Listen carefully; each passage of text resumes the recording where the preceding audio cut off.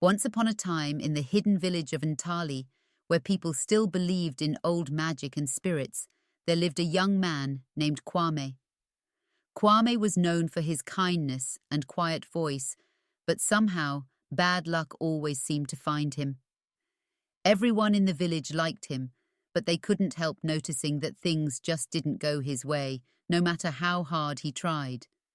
This story follows Kwame and the mysterious shadow of misfortune that seemed to cling to him, touching the hearts of all who knew him.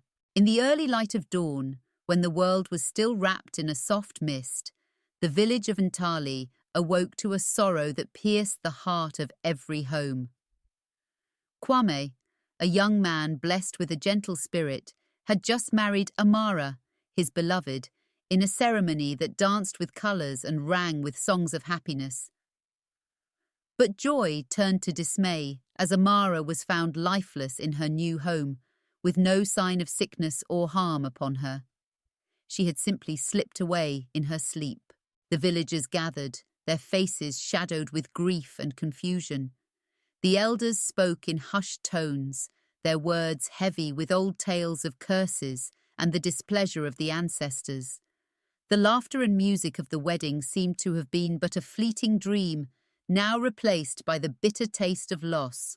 The village elders did not want Kwame to be sad all the time. They thought finding a new friend might help. So they introduced him to Essie, a cheerful and strong woman. Everyone in the village hoped this would make things better for Kwame. The morning after Kwame and Essie's wedding, something very sad happened again. Essie, who was happy and lively at the wedding, did not wake up.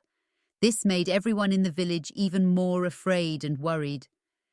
People began to think it was too strange to be a coincidence. They wondered if Kwame was somehow causing these sad events, or if there was a bad force hurting him, or maybe the whole village was cursed. After the two sad deaths, the people in Ntali became very afraid. Old stories they used to tell, just for fun, now seemed real.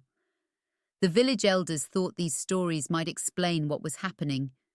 Everyone wanted to know the truth more than ever. They needed answers to help Kwame and to feel safe in their village again. As worry grew in the village of Ntali, the villagers met to talk about what to do next. They hoped that Kwame's third marriage would be different.